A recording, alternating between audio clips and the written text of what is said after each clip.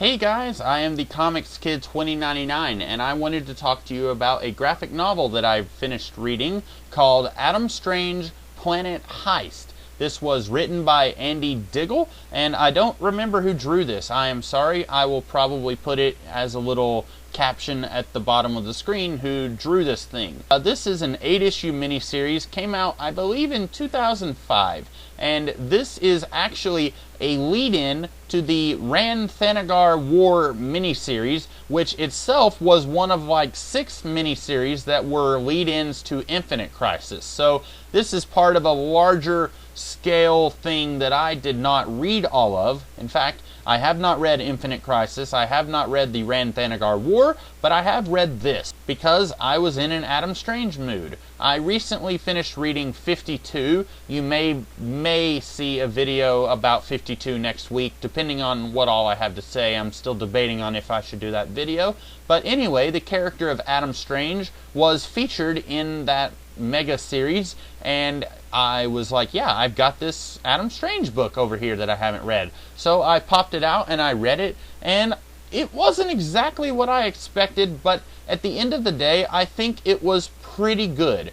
I will say it starts off really slow. The first 2 issues, Adam Strange is on Earth, and we get to see almost no outer space action at all. I think the last 3 pages of the second issue, he is finally off of Earth. But this is one of those characters, Adam Strange.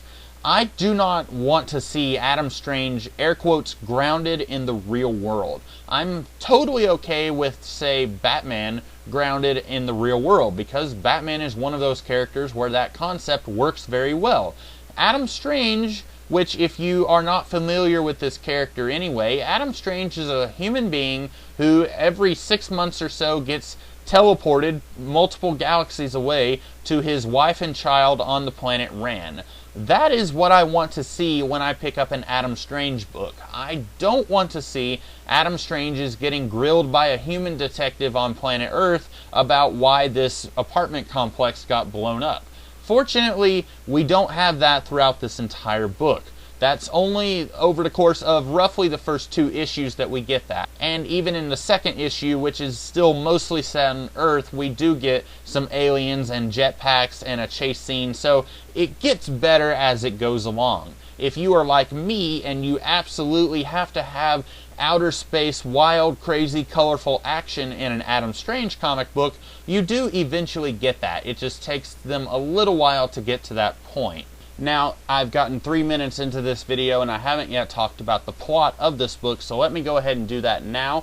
The basic plot is Adam Strange, he wants to permanently live on the planet Rann, and there is a way where he can do that where he doesn't have to worry about the Zeta beam radiation which teleports him back and forth to Earth, and he can just permanently live on Rann with his wife and his daughter. So he goes back to Earth to set his affairs in order, and the Zeta beam never takes him back to Rann. And he eventually finds out that Rann has been destroyed, that the sun went supernova in that galaxy. And so Adam Strange is really depressed, and then these alien bounty hunters, they come and they're like, okay, where is the planet Rann? We know that it has not been destroyed.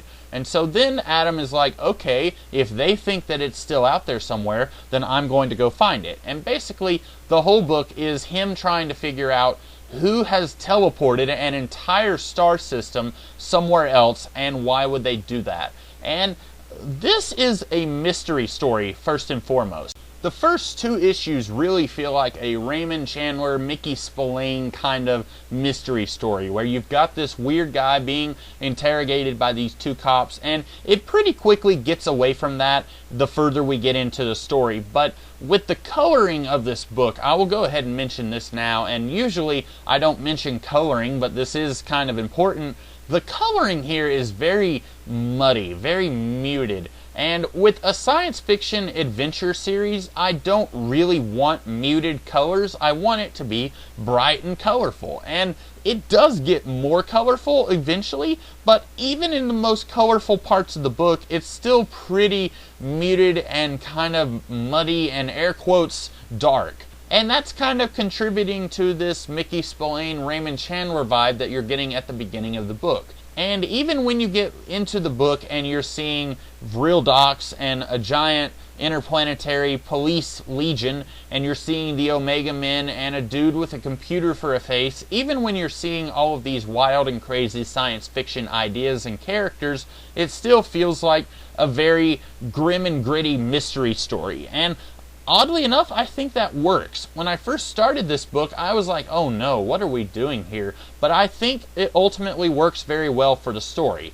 Now, like a good mystery, this is the kind of thing that if you go back and read the whole thing, in my personal opinion, it holds up. You can look at this and you can say, okay, here are some of the clues, and it kind of sort of points you in the right direction, but you wouldn't necessarily know that this is what was going on when you first read it the first time. I thought that we were going to have this thing where there's actually two completely unrelated stories, and one of them just happens to be kind of what's going on in this book, and the other thing is unrelated. Turns out these two plot points are related, and I think that works very well for this book. I don't think I would have been as happy if the death cult thing with a giant star eater, I don't think I would have been as happy if that had absolutely nothing to do with the teleporting of Ran. I think that this book is better because it ties those two things together. I mentioned earlier that this book does a pretty good job of pointing you in the direction of the solution to the mystery. That is more or less true. It doesn't exactly do that to the best of its ability. There are a few times when it takes you to a place and you're like, wait a minute, what? Like, for example, I'm going to go ahead and say we see a clone of Adam Strange's father-in-law. And I had no idea that the Ranians had cloning capabilities. It's never mentioned in this book at any point. And then after the clone is, spoiler alert, killed, it's never mentioned again. And there are a few things like that where I feel like the mystery aspect could be a little better. But if you are not reading this for the mystery, if you are reading this for the science fiction adventure, I think you are probably going to be really happy to read this thing. So if you are someone who reads Batman and Superman and you don't care about C-list characters like Adam Strange, I would recommend that you read Adam Strange Planet Heist. This was a very fun and enjoyable book. It does kind of sort of end on a cliffhanger, and I may or may not try and seek out the Rand Thanagar War miniseries, I don't know, but I did enjoy this book on its own. So I do recommend that you read this book. And that is about all I have to say about this book, guys. I hope that you enjoyed this review, and I hope that if you did, that you will like, share, comment, and subscribe. And I will be back tomorrow with some other kind of video. So until then, I hope you guys have a great rest of the day. Catch you later.